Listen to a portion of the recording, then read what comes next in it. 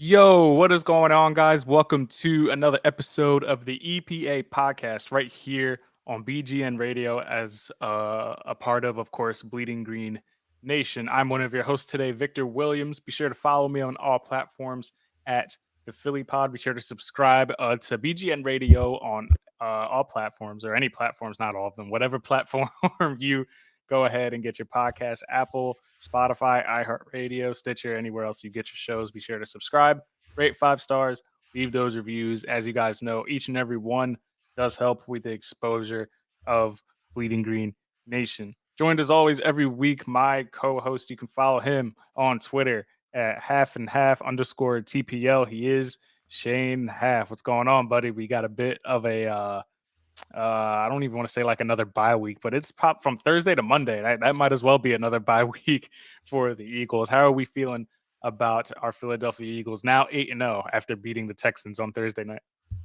I'm feeling off schedule. Like you have a bye week, which is weird, and then you come out and you play on a Sunday and then a Thursday and then all the way to Monday again. I don't know. It's just the routine feels weird. Everything feels weird, but the Eagles are 8-0, and so feel great about that. We'll get into the Texans game. It was a little scary in the first half. Not that you probably ever thought they were going to lose, but a sloppy game, a little bit to be expected playing your second game in 5 days, traveling cross country. But 8-0 for the first time in franchise history. So it's hard to feel bad about that. Yes, sir. 8-0 behind the leadership of Jalen Hurts, who will be quick to tell you that it is not his first time being 8-0. They went 14-0 with Alabama back in 2016. Of course, came up short in the national championship game. So he'll be quick to tell you that 8-0 isn't good enough, which is the right mindset to have. To your point, the game did get a little uncomfortable. We never felt like they were going to lose, but the Texans were the first team to be tied with them, at least at halftime. Which to your point, to be expected when you're on the road. It's a short week and this and that. And the Texans, like, they have some good players. We highlighted some of them last week. Jerry Hughes, Cooks was out, and Nico Collins was out. So they had Philip Dorsett and Chris Moore at receiver. And Philip Dorsett caught Bradbury a couple times. So that is what had shocked me initially, is that this offense was actually able to put together a couple drives. I didn't think they would be able to move the ball downfield at first. The first score came from the Texans, from whoever Tegan, I don't even know how to say his name, Quitoriano. Never heard of that guy a day in my life. I think it was his first career catch that, of course, went for a touchdown. And who was in coverage? I'm not here to tell you if he was in the right position or not. Shane can tell you all that because he's, I'm sure, seen the film already. But this boy, Kayvon Wallace, should not be on the roster, the prime culprit of getting caught on that touchdown pass. So, Shane, your initial quick surface takeaways from the game, and then answer to me why in the world I have to watch Kayvon Wallace on the field at any point. So I will say this, as hard as we've been on Kayvon Wallace, and the highlights look bad in this game. He gives up the touchdown pass. He got bodied by a big tight end. He had good coverage. I felt like he was in the right position. Just got bodied. Yeah, and then you have near the end of the game, there's like 5 minutes left. The Eagles are up by 12. And he makes the guy catches Philip Dorsett, I think it was, catches the streak down, or the corner route down the sideline, and Kayvon Wallace is there to make the tackle. I'm here to tell you that live, it looks like that's on Kayvon Wallace. You go back and watch that on all 22. Kayvon Wallace saved a touchdown there. That was a cover 3 that James Bradbury just busted on. I put the clip out on Twitter and kind of broke it down a little bit, but Kayvon Wallace made potentially a touchdown saving tackle there, recognizing that bust and getting over there. So I'm as tough on Kayvon Wallace as anybody, but those two plays, he was in a good spot. So I don't want to see him on the field as much as we saw him, but he at least made a few plays on the day. To me, though, the biggest takeaway from this game, obviously, is the Eagles' run defense. It's a problem. We've talked about it before.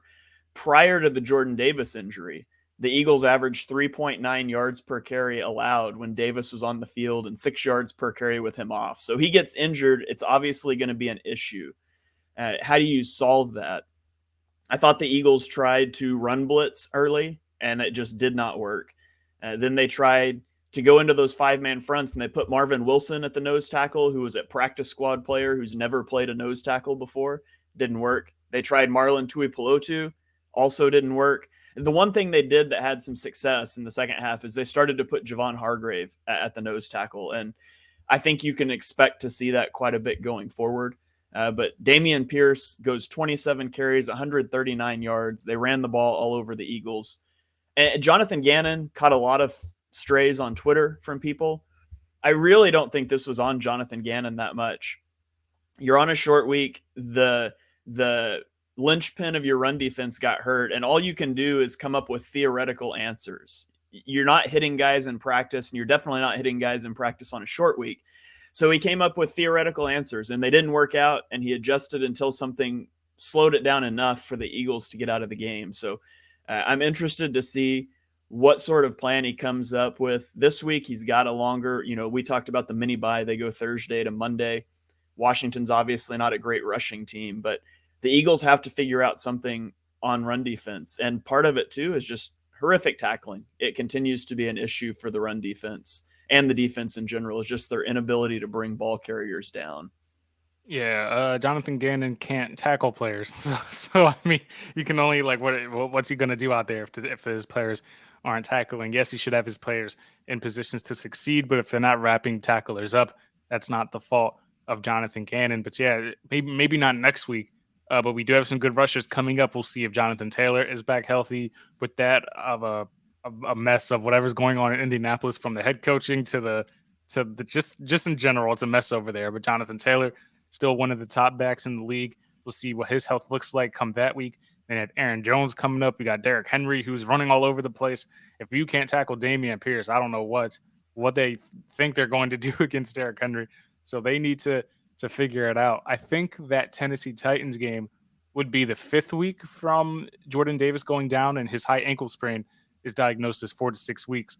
So I'm sure that they'd be happy to have him back, and he'd be right on the button on a return. So we'll see how all that shakes out for the Philadelphia Eagles. But yeah, with this win, moving on to 8-0, I believe they are the 28th team in the Super Bowl era to start off 8-0. I think all 28 teams made the playoffs, and 8 of them went on to the Super Bowl. So things bode well for the Eagles moving forward as far as the playoffs are concerned. Jalen Hurts in this game, 21 for 27, 243 yards, 2 more passing touchdowns to add to his total, which is now 12 for passing, 6 for rushing, and his first lost fumble of the season, just his 3rd turnover of the year. I couldn't really tell whose fault it was. It looked like there's something wrong with the snap, and it also looked like part of the offense thought the play was dead, which would explain why, he got hit the way he did. So some type of miscommunication happened with that fumble, but it is just his first lost fumble of the season. Like I said, 3 turnovers. If you were to talk to me about MVP candidates and how they shake out, obviously Pat Mahomes has the 21 passing touchdowns. Josh Allen has 19. Hurts just has 12 if you're looking at strictly passing stats. But if you look at turnovers as a whole, and these quarterbacks obviously throw a little bit more than Jalen Hurts does. Pat Mahomes, 10 turnovers. Josh Allen has 10 turnovers. My mistake. Pat Mahomes has 6 turnovers. Jalen Hurts just 3. And the disparity, to put it in context, Josh Allen has 59 more pass attempts than Jalen Hurts. So not like a crazy disparity, but obviously these offenses are predicated to throw more than the Philadelphia Eagles. Has Jalen Hurts finally, with this game and with the way the NFL did look this past weekend, the Bills falling to the Jets, Kansas City barely skinning by Malik Willis and the Tennessee Titans, has Jalen Hurts, in your mind, overtaken the lead in the MVP race? I think so. You look at the Bills. Josh Allen played awful on Sunday, and now he's dealing with an elbow injury, and we're not sure what that's going to look like. But missing time makes it hard to win MVP as well. I guess unless you just miss like 2 weeks and the team looks awful without you, then maybe it helps your case. But I think right now it's probably a 2-person race between Mahomes and Hurts, with maybe an outside shot for someone like Lamar Jackson, who everybody knows is carrying his team right now.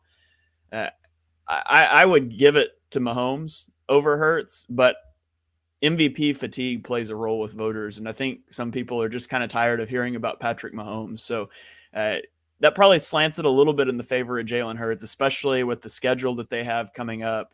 They could continue to push up to 10, 11, 12, and 0, and at that point it becomes really hard to ignore how well he's playing. And so, yeah, if I was voting right now, I would probably vote for Mahomes, but it's really close. And the fact that it's really close, I think tips it to Hurts' favor. Yeah, the gap certainly did close, and according to the outlets around the league, the Eagles finally overtook the Bills in the power rankings. They were chasing them, even though they were unbeaten. They were chasing the Bills for a while there, and then the Eagles finally overtook them this week as the NFL's top team in the NFL. Talking about the offense, Dallas Goedert finally got his turn to explode on the week. 8 catches for 100 yards on the dot, 1 touchdown. Looks very good in this game. Looks like one of the premier tight ends in this league. I heard the broadcast talk about he's up there with the Travis Kelce's, and you mentioned George Kittle, who isn't particularly having a good year. So I was like, I didn't know George Kittle was still considered an elite tight end, but it is what it is. What about this game in particular made it so that Dallas Goedert could thrive? We all know he's like the screen master this year. They every time the Eagles get in the field goal range, once they cross that 35-yard line, it's Dallas Goedert screen time. What about this game and the way the Texans aligned their defense made it so that Dallas Goedert could kind of dissect them? So the Texans play a lot of old school Tampa 2, cover 2 zone defense. I put out an all 22 That video Lovey on Smith, it. man. It's that Lovey Yeah. Smith defense. Yeah, I put out about a 5-minute all 22 video, so the listeners can go find that on Twitter or my YouTube if they want to check it out. But just showing how they use Goddard to attack. The boundary area in that Tampa 2 style defense is really vulnerable, and they hit Goddard on corner routes underneath the safeties several times in this game, and they forced the Texans out of that cover 2 look. They started to go to single high, and they tried like a single high cover 2, and they would use Goddard up the seam, which is vulnerable in cover 3. They tried to run man, and what safety is going to be able to cover Dallas Goddard in man coverage? And so Dallas Goddard just had exploitable matches all game. And I'm ready to say that Dallas Goddard's the second best tight end in the NFL. I don't know how you feel about that. I dropped that on another show and I got some pushback, but I'll give Travis Kelce number 1. Dallas Goedert, I think, is clearly number 2. He's such a complete player. Aside from what he can do for the passing offense downfield, he's a yards after catch machine. No other tight end are you scheming up screens for like Dallas Goedert. And then he's so good as a blocker, and that's undersold, but his blocking ability opens up the run game. It opens up the RPO game. He's probably one of the best blocking tight ends in the NFL. And usually you say that about guys that can't catch. And I'm here to tell you Dallas Goedert can catch. He's a huge part of the Eagles offense. Yeah, you say that about the Jack Stalls of the who we're gonna have to watch now if God forbid anything happens to Dallas Goedert because the Eagles decided that they didn't need another tight end. But it's good to see Dallas Goedert getting some targets. It's pick your poison in this offense, and more than Dallas Goedert was open multiple times in this offense. But when you have your security blanket open like that, it bodes well for the offense. Quez Watkins had a couple catches in this game.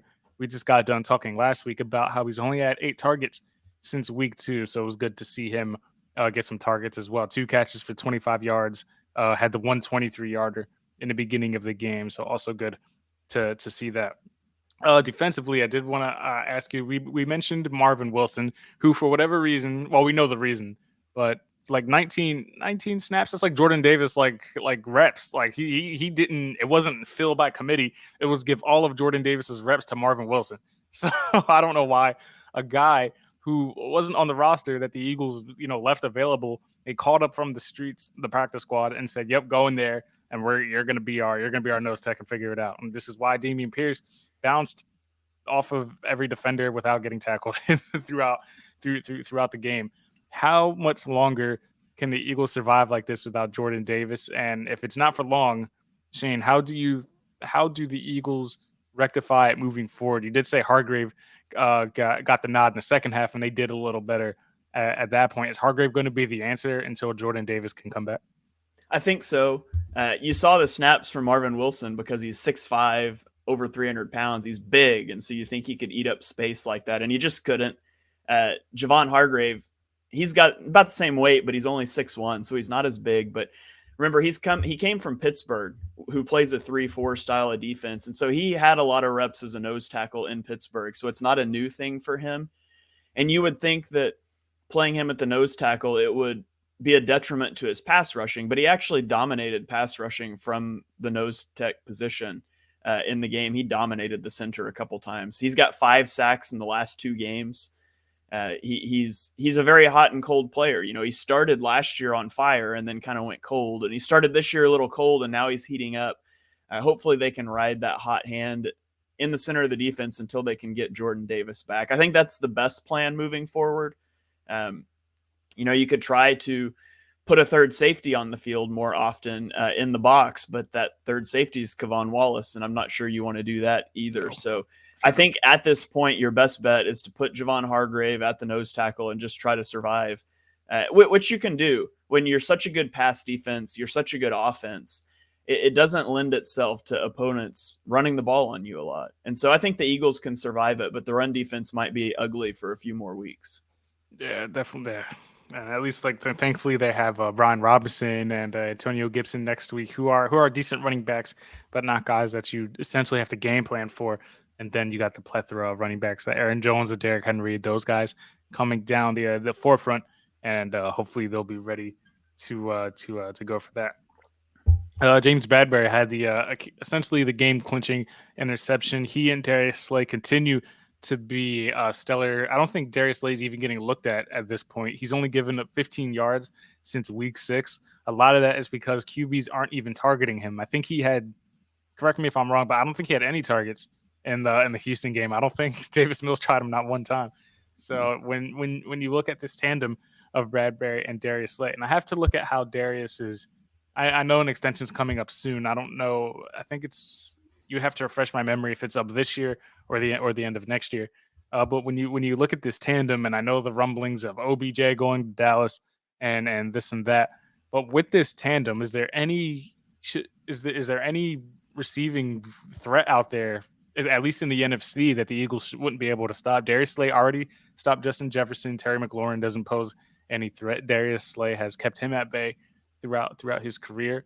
I'm trying to think of these NFC contenders, and I don't see a lot of them that are going to be able to throw a whole lot on Bradbury or Darius Slay. Yeah, there's only one team I can think of that has the passing weapons that would potentially be able to overwhelm the Eagles secondary. And fortunately, it's the Eagles. And so they're not going to have to match up with them. I mean, if you stacked up James Bradbury, Avonte Maddox, Darius Slay, Chauncey Gardner-Johnson against A.J. Brown, Devonta Smith, Dallas Goedert, that'd be a fascinating matchup. And, you know, fortunately, we don't have to watch that. I'm not sure who I would favor in that, but they've got the horses to play with any NFC team, any AFC team for that matter. You think about the big threats in the AFC, you've got, you know, the Chiefs, they've got Travis Kelce as their big receiving threat. They really don't have a huge threat other than that.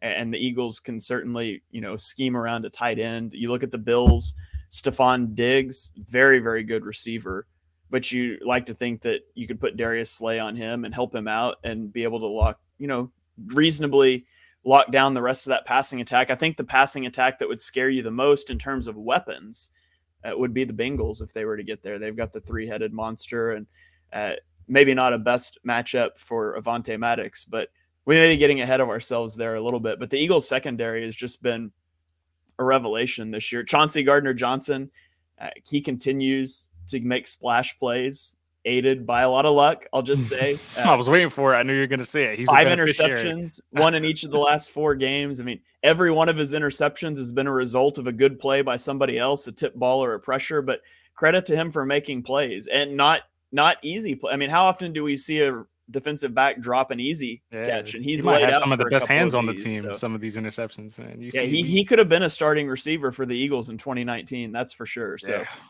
might have been the best pass catcher on the team if he was here then. So the defense is playing really well. You wonder if the turnover luck will hold. They've been remarkably lucky in terms of turnovers forced with some of the tips and things, and in the giveaways by the offense. You see Jalen Hurts get stripped and Jason Kelce's just right there to fall on it. So they've had some luck on both ways, but they're not just relying on that. It's been a dominant defense all the way across the board. Yeah, C.J. Gardner-Johnson, to your point, the 5 interceptions, currently leads the NFL. And it's that you want to talk about today's price isn't yesterday's price. That contract, whatever he's looking for, yeah, that's going up by the day as well. As far as the cornerbacks, when you rank each cornerback by their passer rating allowed, James Bradbury atop that list at 35.9. Darius Slay is right underneath him at 37.2 passer rating allowed. So you already have the top two cornerbacks as far as QB's passer rating when they're targeted. Jair Alexander is third, 44.6, and J.C. Horn of Carolina is fourth with 48.4. So very encouraging things from the defense. Again, competition plays into it. But when Davis Mills throws it right to you, it's kind of hard not to make a play in that essence. But speaking of the competition, as we all know, the Eagles are 8-0. Well, before we get to that, Shane, any other final points on the Texans game you want to highlight before we get into the strength of schedule? Yeah, crisis. The last thing I'd say, and this has been my throwaway line at the end every week, but special teams is a problem for the Eagles. You let the Texans walk down the field and score, and then when you get the ball on the first kickoff, you get a holding, and all of a sudden you're starting inside your own 10, and that in and of itself could kill a drive and put you in a big hole. And unfortunately, the Eagles march down and score. But then at the end of half, Jake Elliott misses a 54-yard field goal in a dome.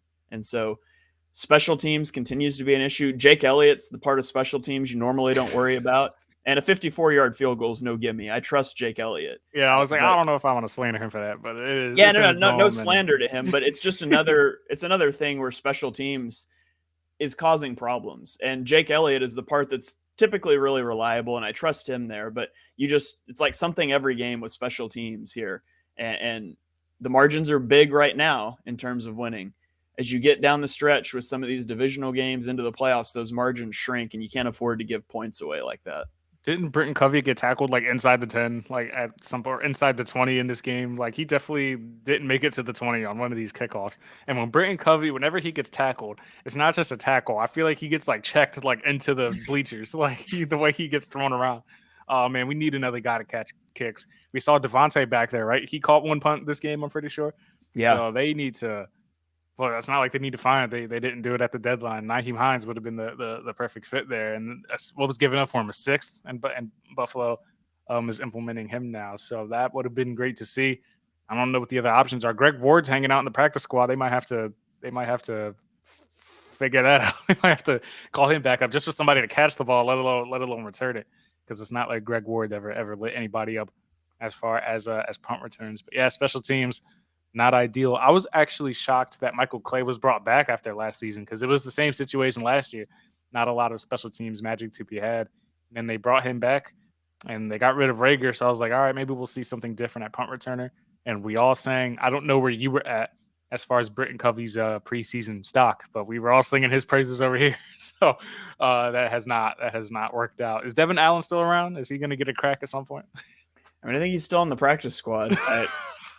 Jason Huntley, I don't know. Oh, really, I don't need you to make a play in the return game. I just need you to not fumble. I need us to stop. It's Greg Ward giving up fake punts.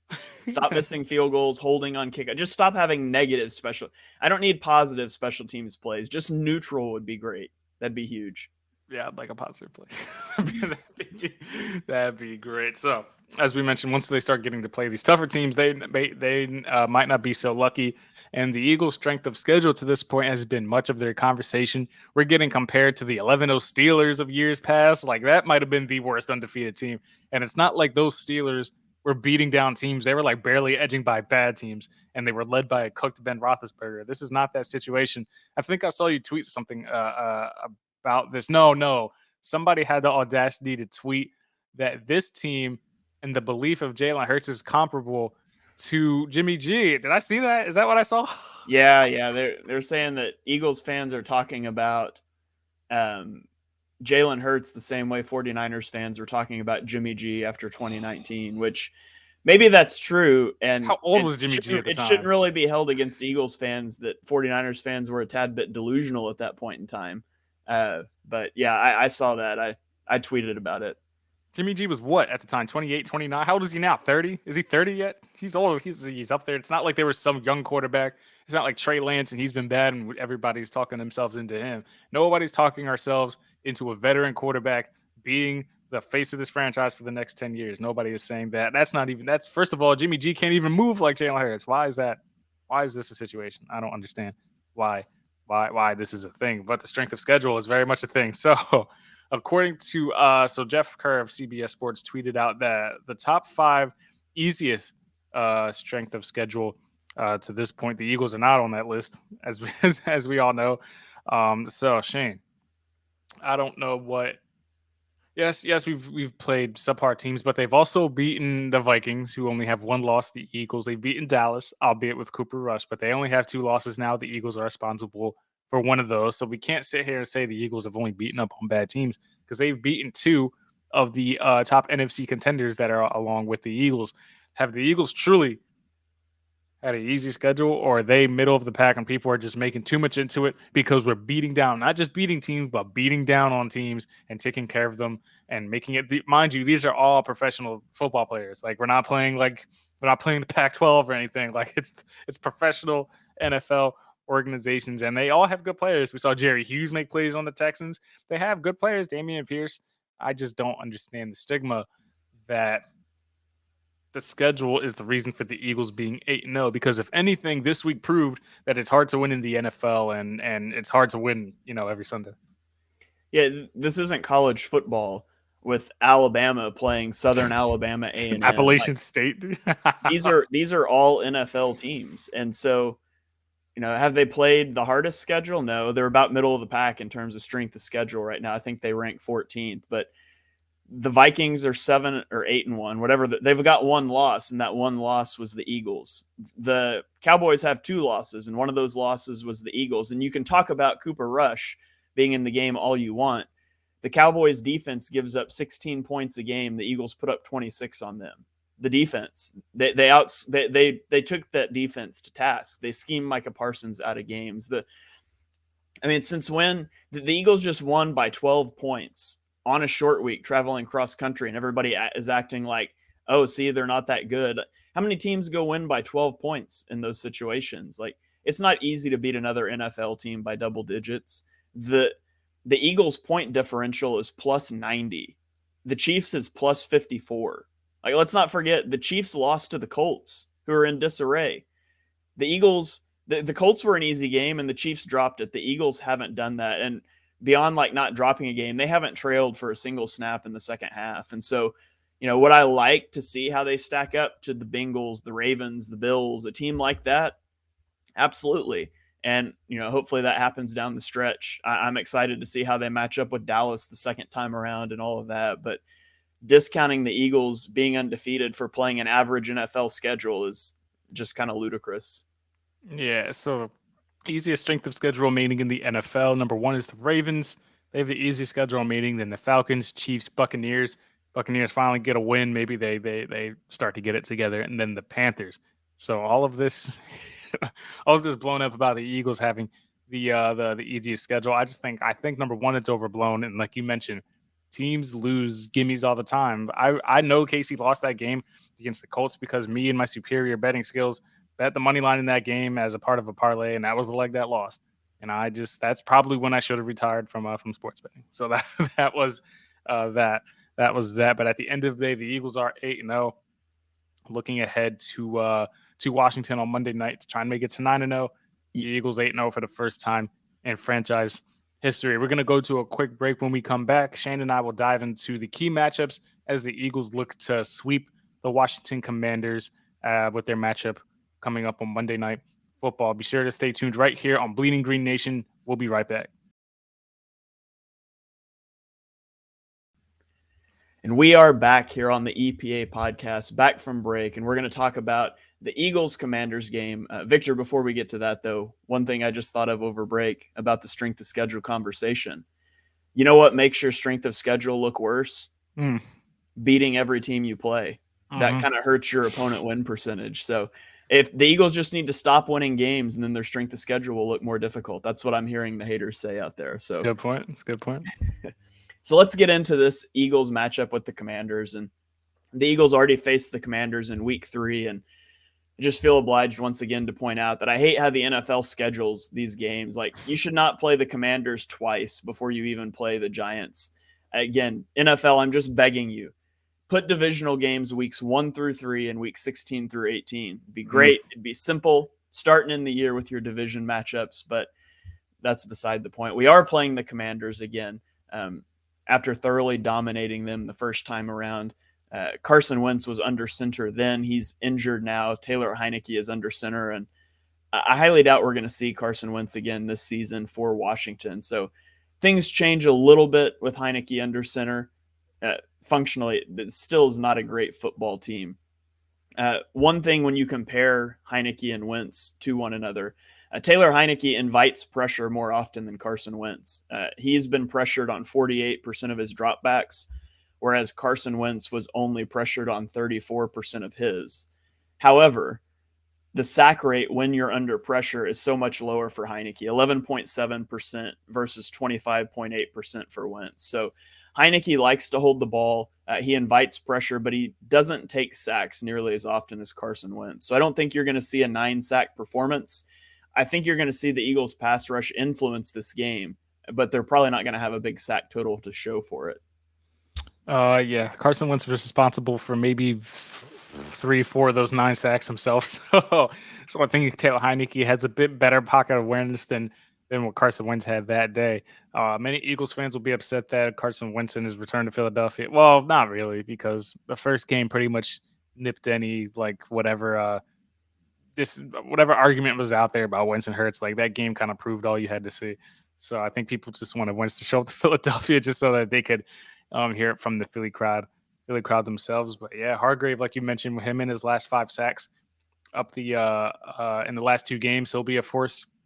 And the Eagles had when they had their 9-sack performance, I don't even know who Washington's starting rotation was at the time, because they've had 1, 2, 3, 4, 5, 6, 7, 8 different rotations at offensive line. 1, 2, 3, 4, 5, 6 different rotations at defensive line or offensive line so far this season. The only constant has been Charles Leno at left tackle and Andrew Norwell at left guard. The other 3 positions, names have come in and out. They've rotated. They've tried to figure it out. And us in Philadelphia know what it's like to have 13 different combinations at offensive line. So not the ideal statistic there for the Washington Commanders. I think a big highlight in this game is going to be Jonathan Gannon and how he does game plan for Taylor Heineke.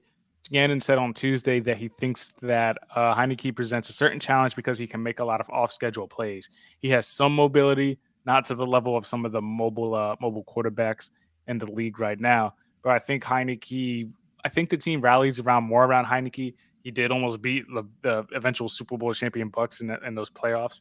And Terry McLaurin has played better since Heineke has been inserted into the lineup. They have more of a rapport. They have better relationship on the field. I think that that is going to be a matchup that you're going to have to watch as well, with Terry McLaurin with a quarterback that he's more comfortable with. What do you make of the Heineke and McLaurin kind of connection in this upcoming game, rather than with Wentz under center? Yeah, Heineke is mostly going to throw the ball close to the line of scrimmage, and then he's got plays where he extends plays and he just takes shots downfield. And primarily, he's taking shots downfield to a well-covered Terry McLaurin and hoping he'll make a play. And so he's got that faith in McLaurin. I think the Eagles, obviously we've talked about the Eagles secondary. They've got the horses to be able to run with McLaurin, but you can give up a deep ball to Terry McLaurin, even if you've got him covered well. It's not what I would come in focusing on. I would come in focusing on that 90% of the plays that are going to be quick passes, or maybe not even quick passes, but short passes. He'll extend plays and then take checkdowns. So I wouldn't get overly concerned about the deep ball. Just know, hey, if he gets you once, that's fine. One deep ball is not going to lose you the game. The Commanders' offense, since Heineke took over in Week 7 for Carson Wentz, they're 25th in EPA. They're 26th in dropback EPA, and they're 21st in rushing EPA. So this is not a good offense. It's still not a good offense. It's not implode offense like it was with Carson Wentz, but it's not good. The best element is their rushing game, I guess, and their rushing game's just not good. Now, maybe it looks good against the Eagles for aforementioned reasons, but I'm just not terribly concerned about the Commanders' offense. To me, this game comes more down to the Commanders' defense against the Eagles' offense and how that matchup shakes out. Yeah. Taylor Heinicke has 3 completions of more than 30 yards so far this season. So not a lot of a big play, not a lot of big plays to be had in that offense. And I don't think Terry McLaurin is going to find a whole lot with Darius Slay across from him, like you mentioned. So switching over to the to the defensive side for Washington, they do have Jonathan Allen and Darren Payne along that defensive line, who's been fairly good. Allen 5.5 sacks, 11 tackles for loss this season. Payne has 4.5 sacks, 10 tackles for loss this year. Allen and Payne are third and fourth, respectively, in tackles for loss. And they also have Montez Sweat and Chase Young, who might be making his first appearance of the season, I believe. We have to keep an eye on that.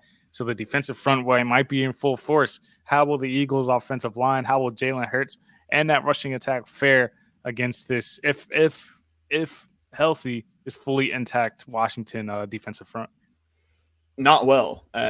They ran the ball for like 2.4 yards per carry the first time around. The Commanders have the number 2 DVOA run defense in the league right now at negative 22.9%. So that means playing the Commanders, your run offense will be basically 23% less effective than against an average team. So very good run defense.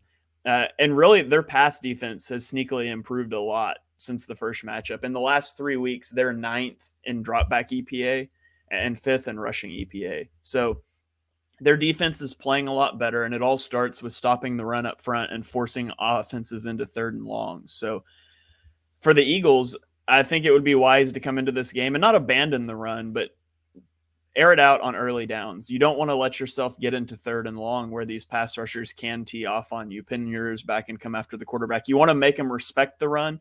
And the way that you can do that is by staying ahead of the chain, staying in neutral distance, down and distance situations.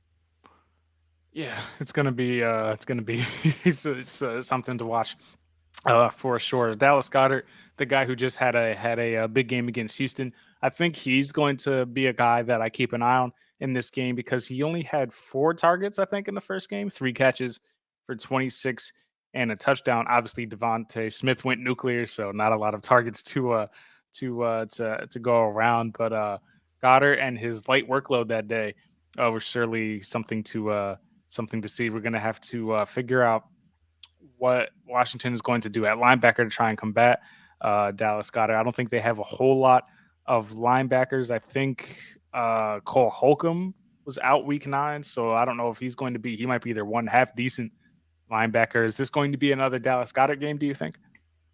It could be. They don't have very good linebackers. So again, with running, if you can get through the first level, you can exploit those linebackers a little bit. You could try to exploit them with Dallas Goedert. The first game around was a big Devonta Smith game. It was his best game of the year, 169 yards and a touchdown. And something the Eagles did to the Commanders a lot in that game is it was the first time we really saw them go into a lot of empty sets. In week 3 against the Commanders, when passing from empty, they were 8 of 9 for 97 yards. So that's 10.8 yards per attempt with a touchdown and a 78% success rate.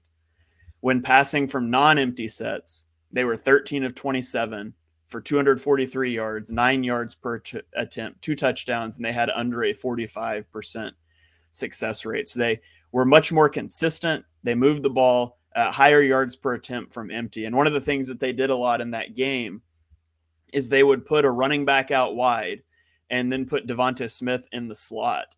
And that sort of forces the defense to tip their hand. If you're going to play man coverage, then we know that because you're having to put your linebacker all the way out at the boundary on a receiver, and teams don't typically want to do that. So they're going to either have to drop into zone, which gives Devonta Smith a matchup with a linebacker, which obviously is not going to go well for the linebacker. And that's what they did a lot. There was a lot of targets to Devonta Smith. They would put Devonta and A.J. Brown on the same side. And so you sort of have Devonta Smith on a linebacker, and he needs help from the safety. And so then you have A.J. Brown single coverage breaking inside open. I would look for a lot of that again in this game. So I think the Eagles are going to try to get empty. They're going to try to sort of spread and shred a little bit early, and then maybe try to develop that running game once they get a lead and they start trying to grind out some clock. Yeah, it's interesting you brought. I was going to bring up the empty sense. A lot of their damage was done out of that against Washington. Smith and Brown combined for 254 yards in the 2 touchdowns, 13 catches. And the other empty sets were a big reason for that. So we're going to have to see how Jack Del Rio, is he the defensive coordinator over there, Del Rio? Yeah, I think he's still there. Yeah. Just trying to remember. So it's a wonder. But I don't know how he's going to have to try to figure out what he's going to do, not only with AJ and Devontae, but without much linebacker talent there. You're going to have to be wary of Dallas Goedert, his screens, and the 300-pound offensive linemen that come with that in front of him, which is definitely interesting to see. Those are basically all of my key matchups. Were there any other matchups you had circled for this game? Obviously, minus the Eagles punter versus Washington's returner. Yeah, Javon Hargrave kind of went off the first time around, or not went off. It's not like he had 4 sacks or something, but he had a pretty big game against Andrew Norwell, kind of gave him fits. And so, if they're able to get away from him as the nose and line him up over Norwell again, that could be an interesting thing to watch. But yeah, for the most part, that's it. I think, like I said, the key for the Eagles defense is just to get that pass rush, maybe not get sacks, but to get home and affect plays and not be overly concerned about the deep ball. But that's about all I have notes wise for matchups going into this one. Yeah, not a lot of only because we've seen how this shook out the first time. So I think it's going to be more of the same. Heineke is obviously different, but it's not like he offers you anything. If anything, I think he has less arm strength than Carson Wentz. That's kind of what Carson had. Even if he bombs it, it's kind of nowhere near the guy he's throwing to, but he did at least have the arm, and that threat was there. So it'll be interesting to see how the scrappy Taylor Heineke is going to perform, especially on a Monday night. I'm surprised this game didn't get flexed with the but it's the 8-0 Eagles. So can they flex out of Monday? I'm not sure how those rules all work. Yeah, can I don't they even flex know. a game off of Monday night? I know they can, like Sunday games. I don't know if they can change the day though. Yeah. I know I think the Chargers game or something already got flexed Okay. for something. Yeah, you might be right. Mondays are probably untouchable. To this point, yes, the Eagles look to move to 9-0 with a victory over Washington. Then we start to get the interesting games. Well, no, because then the Colts, Indianapolis. Then you get the interesting games. Green Bay, then you get Tennessee, and you get all those guys. Giants, right? They're coming up. So we're definitely going to finally see what the Eagles look like against, I guess, what people would call it a decent team, since they haven't played in any of them to this point, says everyone else. Appreciate you guys. Any other points you wanted to highlight before we wrap this up? Nope, I think that's good for me. Yeah, I always be jumping into the stuff. Meanwhile, you have probably 3 more bullet points to run down. Now it's the second time when you're playing a division team for the second time, you've hit a lot of these talking points before. And like you mentioned, it's a different quarterback this time. Not remarkably different though. Probably has lower peaks and higher valleys than Carson Wentz. Like you mentioned, the arm strength. He's not going to kill you like Wentz did.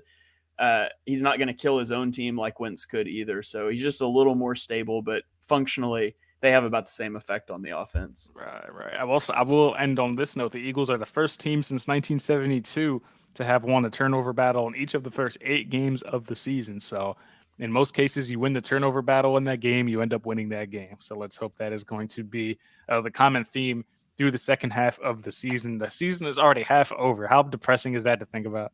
Feels like it just crazy. Started. We are halfway done. Can we talk about training camp like it never left soon? So it's gonna be fantastic. Appreciate you guys for tuning into this edition of the EPA podcast. That's Eagles player analysis with myself, Victor Williams, as well as Shane Haff. Be sure to follow me on all platforms at the Philly Pod. Subscribe to BGN Radio on Apple iTunes, Spotify, iHeartRadio, anywhere else you get your platforms. Of course, part of Bleeding Green Nation. Shane, where can everybody find you and the projects you have coming up? Yeah, you can follow me on Twitter at halfandhalf_TPL, on YouTube at Shane Haff NFL. You can go check out Chalk Talk we just recorded last night for NFL Week 9 weekend review. So if you want to hear about what's going on around the rest of the NFL, and of course, check out my All 22 content, including I have one up on the YouTube from the first matchup with the Commanders, talking about passing out of empty sets. So if you were interested in that and you want to see some of the footage from the first game, you can go look that one up as well. I think you might be able to change your name now, since the check marks don't matter anymore, or people can pay for them now, or whatever the situation is. So yeah, I'm gonna write it out until they take my check mark away, and then I'm gonna change my name. You So should just change it and then just buy the $8, and then we'll be right back where we started. What a mess true. Twitter is becoming. Yeah. Oh my goodness. Thank you guys for tuning in this week. We'll be back with you guys next week, recapping hopefully another Eagles win and talking about the 9-0 Philadelphia Eagles at that point as we try to ride out this undefeated streak as long as possible. Shane, next week I already know I'm gonna ask you where you stand on this whole should the Eagles lose a game before the playoffs, talk going around. That'll be fun to do next week. Thank you guys for tuning in. We'll catch you guys on the next one. Peace out from myself, Victor, Shane Haff. This is the EPA Podcast.